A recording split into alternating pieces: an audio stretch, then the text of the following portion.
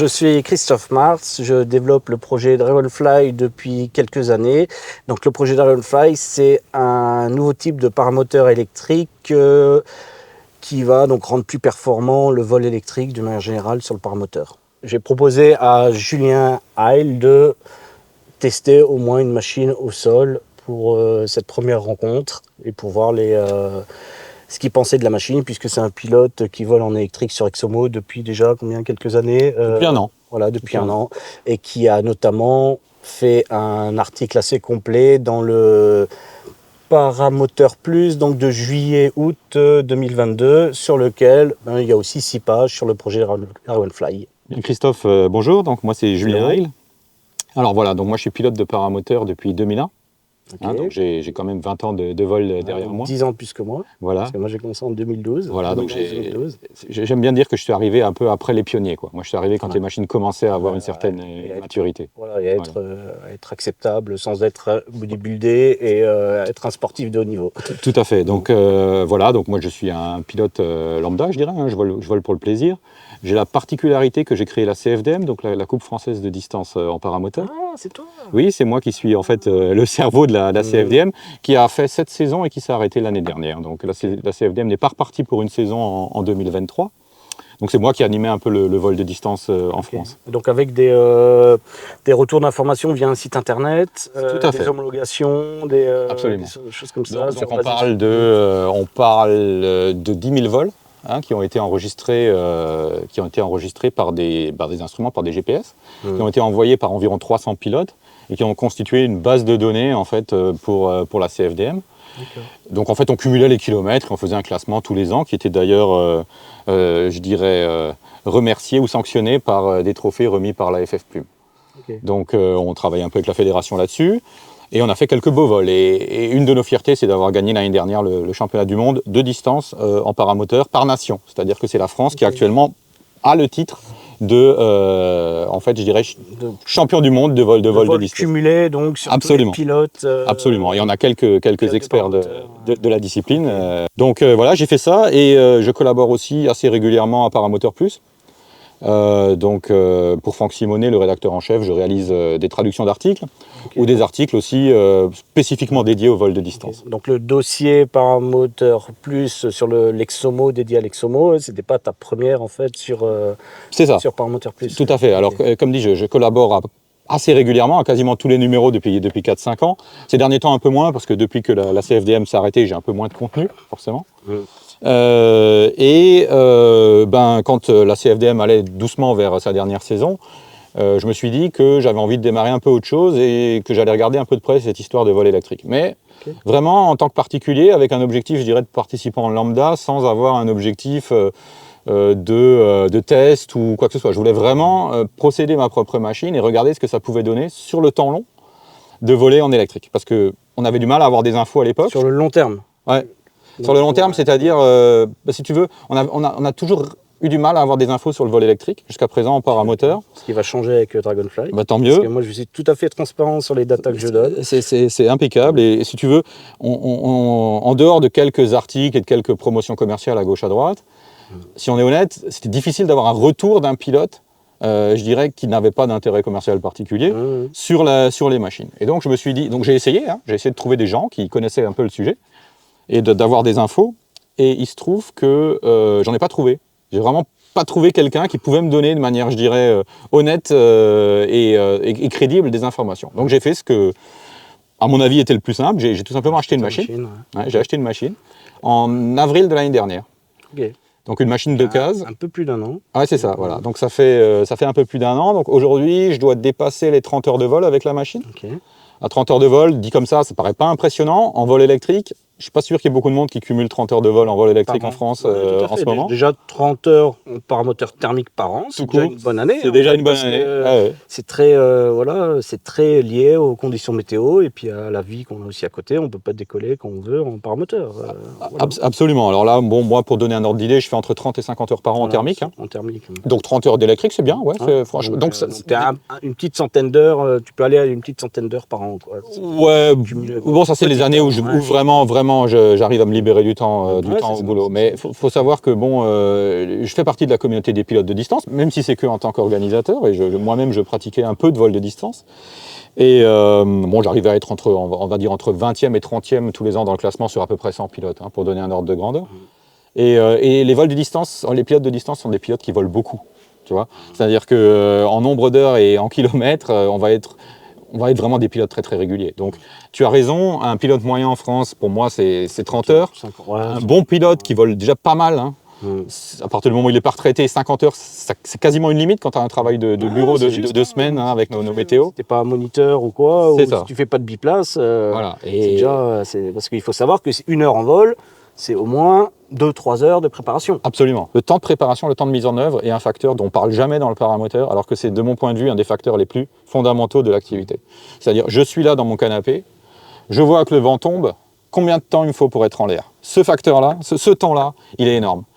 Si tu as une demi-heure, tu vas réussir sans problème à voler 50 heures par an. S'il te faut 1h30 entre le moment où tu décides d'y aller et le moment où tu es en l'air, parce que tu es mal organisé, parce que ton matériel est trop compliqué à monter, là, ton temps de vol va diminuer, il va rapidement être divisé par 2.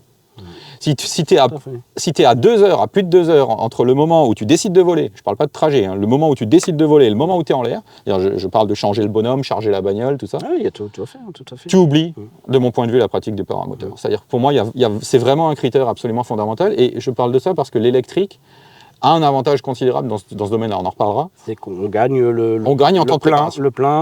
Le préchauffement du moteur. C'est ça. Donc ça, c'est un petit avantage. Tout à fait. Et la fiabilité de la machine et compagnie, ça, c'est un point qui est fondamental.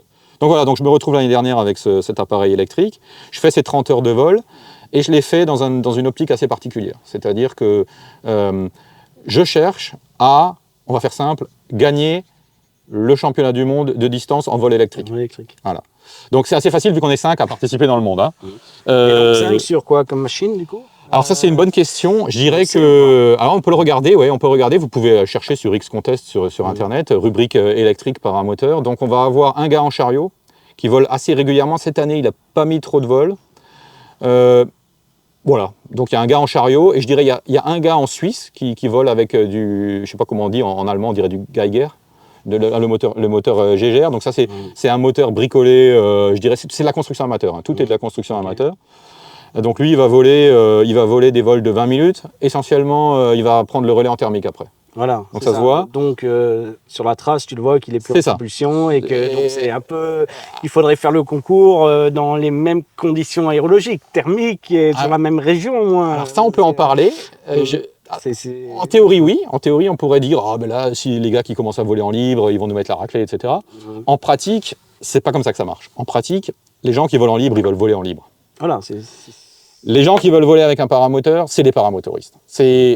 Alors, on entend tout le monde qui dit ah non, mais le paramoteur, il est fait pour aller partir en libre et compagnie. Enfin, le paramoteur électrique est fait pour partir en libre, etc. Et c'est des pilotes de vol libre qui vont voler en électrique. C'est possible. Moi, j'admets, ça tient debout. Je t'avoue que c'est un des objectifs. C'est un des objectifs. Projet par Dragonfly paramoteur. Moi, j'admets ça. De faire une petite version avec 10 minutes de puissance à fond, accroché un thermique, ou même que 5 minutes. En 5 minutes à 2 mètres secondes, on peut être largement sur un thermique. Hein. Et donc, en fait, de remplacer le treuil, la pratique du treuil en plaine. Alors, je comprends. C'était même mon objectif au début. Donc, avec l'Exomo. Oui. Ouais. Un pilote comme Babar, par exemple, va te dire ça aussi. C'est-à-dire que lui, c'est quelqu'un qui est... C'est ce qu'il m'a dit hier. Alors Babar est un pilote qui a une expérience énorme, notamment de pilote de vol libre, qu'on apprécie beaucoup dans la région et dont la vie est assez respectée, y compris par moi. Et lui, il dit il est très attiré par le vol électrique, mais en tant que motorisation auxiliaire de parapente. C'est-à-dire que lui, en tant que pilote de libre, il va vouloir décoller, aller accrocher un thermique et partir. Et je dirais que lui, il représente, de mon point de vue, un bon candidat pour tester cette configuration-là. Aujourd'hui, avec ce qui se fait sur le marché, c'est-à-dire rien, pour faire simple, hein, ou très très peu, il n'est pas en mesure de faire ça. C'est un fait. Il ne l'a pas fait, donc voilà, sinon je le saurais.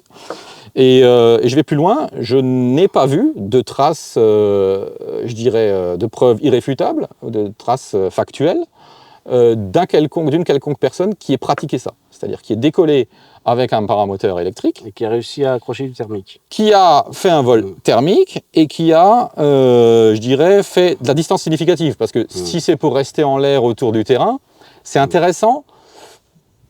Moi, encore une fois, j'ai organisé la Coupe de France de distance en paramoteur, donc moi, ce qui va m'intéresser, c'est de faire de la distance. C'est pas des tire-bouchons comme ça, c'est de la distance. C'est de la distance, voilà. Ouais. Alors, éventuellement, on peut imaginer le tire-bouchon suivi de la phase de transition, comme font les parapentistes. En thermique, j'ai réussi déjà à accrocher des thermiques. À accrocher, bon. Voilà. Alors, encore une fois, en moteur thermique, j'ai accroché du thermique aérologique. Alors, allez-y. Faites, montrez-nous, enregistrez les vols, mettez-les sur X-Contest. J'aimerais tellement qu'on ait la preuve matérielle, tu vois, je peux retrouver la trace. C'est la trace d'un de mes premiers vols de 2012-2013. Hein. Mais je suis certain qu'à un moment, j'ai pris un thermique parce que moi, je volais en top 80. Top 80, à un moment, il est limité au niveau des VZ.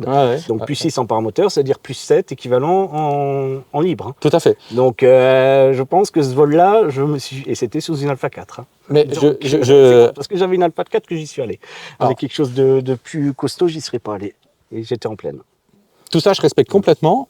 C'est pas encore la même chose que de planifier un vol de distance et de l'exécuter. C'est pas encore la même chose. Moi, c'est toujours des petits vols autour du terrain. Mon plus gros vol, il fait 65 km. Ce qui est déjà pas mal. En paramoteur, mais c'est mon plus gros qui est 1h30 à peu près de vol. En paramoteur thermique. En paramoteur thermique, et là où c'est un de mes premiers vols, je voulais voir jusqu'où je pouvais aller. C'est ça. Et en paramoteur thermique, au bout d'une heure et demie, on est, je sais pas quel est ton record à toi en thermique, mais au bout d'une heure et demie, on n'en peut plus, quoi. Ah oui, autant alors avec le bruit, complètement. Hein, alors, voilà, je pense que c'est la limite, une des limites physiologiques. Après, bon, il y a toujours les champions qui vont faire mieux. C'est ça. Alors, je suis d'accord avec toi. Le paramoteuriste lambda qui part pour son tour du dimanche, l'heure et demie représente vraiment déjà une grosse barrière. Parce qu'aussi, on a des réservoirs de 10 litres. Et si tu fais un peu le calcul, tu te rends compte rapidement que pour dépasser, je dirais, l'heure et demie et les 60 km, il faut commencer à avoir planifié son vol. Comme dit, je dirais en thermique, tu vas dire 130 km, la limite, 60 km, la limite à partir de laquelle, 1h30, la limite à partir de laquelle ça commence à être du vrai vol de distance. Dans la CFDM, c'est 40 km, bon bref. Et après, pour être homologué et avoir le droit de mettre ta trace, c'est ça, 40 km. 40 km voilà, pour la CFDM. Après, je dirais 60, ça commence à causer. Il y a une barrière, je dirais, psychologique ou symbolique à 100. Arriver à faire les 100, c'est déjà un gros challenge. Bon, voilà. Donc moi, je me retrouve en paramoteur électrique pour revenir à ça, et je vole dans cet esprit-là. C'est-à-dire, je me dis, je veux un vol qui va le plus loin possible. Ce qui est, de la vie générale, complètement inepte en paramoteur électrique. C'est pas du tout le but, en théorie. En pratique, qu'est-ce qui s'est passé? Je suis allé faire des triangles. Donc je suis allé faire des triangles. Pourquoi un triangle? Parce que en fait, quelque part, tu neutralises un peu l'impact du vent. Si tu fais un calcul, tu vas te rendre compte que sur un triangle, tu vas neutraliser l'impact du vent. Un triangle fermé a ceci aussi comme intérêt qu'à un moment, tu es quand même obligé de lutter contre le vent d'une manière ou d'une autre. C'est-à-dire que tu ne peux pas partir vent dans le dos et faire un vol tout droit, parce que sinon ça ne veut rien dire la distance. Puis, dans les règles, ça ne se fait pas. La première branche, on fait toujours vent de face. Alors là, les experts du vol de distance te diraient que c'est une ânerie. Oui, parce que forcément, tu vas vers moins de kilomètres. C'est ça, absolument. Dans la boucle arrière, où tu as une autonomie, où tu es en faible autonomie. Alors non. Alors, poussé, non, c'est le vol de distance est beaucoup plus compliqué que ça. Alors les simulations qu'on a faites montrent qu'il vaudrait mieux partir vent de travers. De travers, ok. Vent de travers. 45 ou 90, si c'est possible. Okay. 90, si c'est possible. Et après, je dirais, les pilotes de distance du premier tiers du classement sont des gars qui planifient leur trajet en fonction de la météo. Et en fonction des changements météo. C'est ça.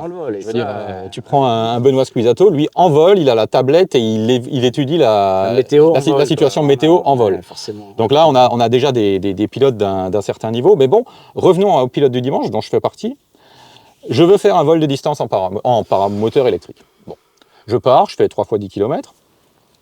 Alors aujourd'hui, on va tout de suite aller aux objectifs. Aujourd'hui, je fais 1 heure de vol. Je fais 58 minutes avec une batterie de 5 kWh qui fait 24 kg. Pour donner les chiffres, j'en ai parlé, les chiffres sont officiels, ils sont dans c'est ce qu'il y avait dans le dossier. Ils sont dans le dossier, voilà. La difficulté qu'on a eue, et ça on a beaucoup travaillé dessus avec Babar, c'était de trouver une aile qui soit suffisamment fine pour permettre, je dirais, d'augmenter la performance. Mais pas trop stable pour finir au tas. Pour qu'un pilote, je dirais, lambda comme moi, puisse réussir à faire un vol en se sentant dans des conditions, à l'intérieur de son enveloppe de compétences. Donc aujourd'hui, je suis parti sur une Cougar 3 à 25 mètres carrés, Donc qui est une aile qui est, de mon point de vue, déjà aux limites de mes capacités de pilotage.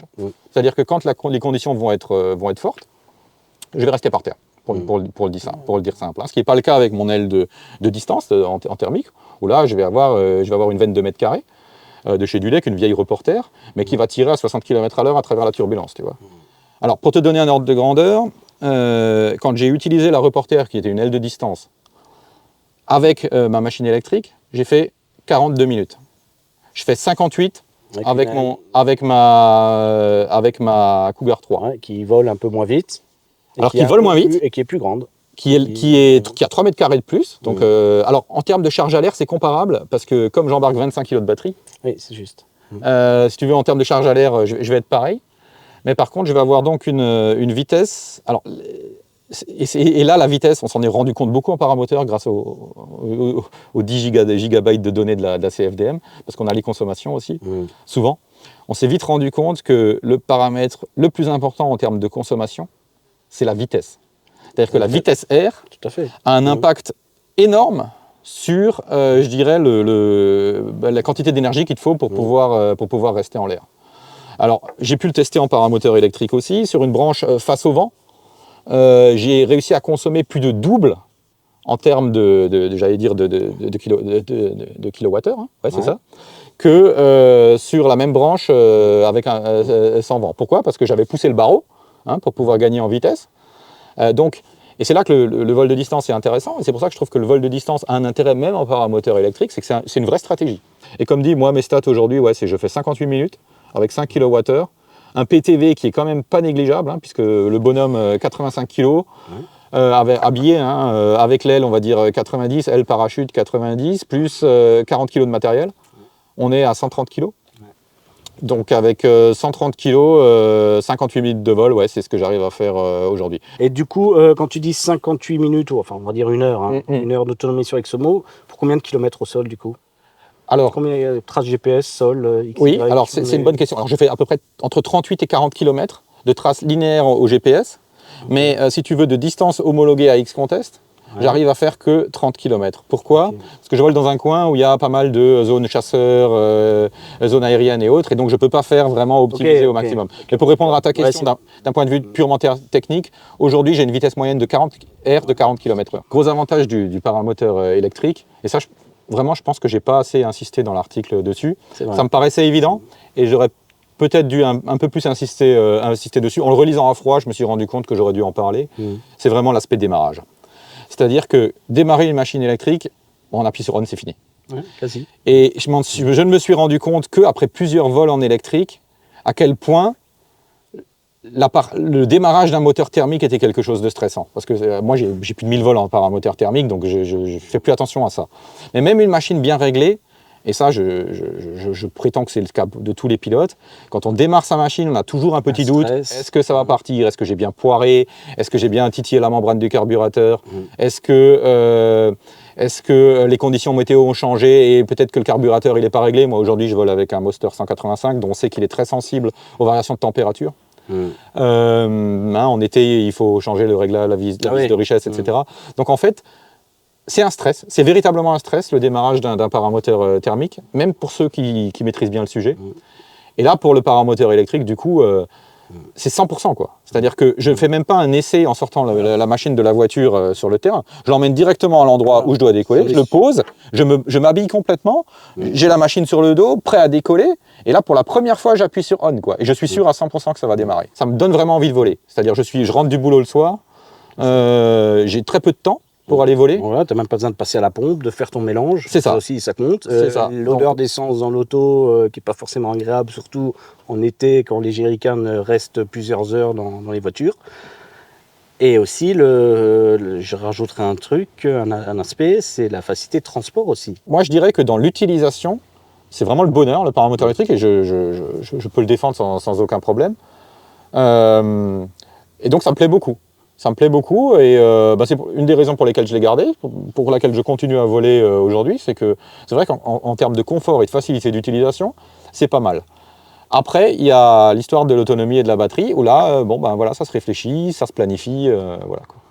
Ouais, d'accord. Bah, on va aller voir ça. Je vous Avec propose d'aller plaisir. voir ça en direct et qu'on fasse une petite comparaison. Comme j'ai vu que ce qui n'était pas prévu, tu avais ramené ton Nexomo. Il était dispo, alors Voilà.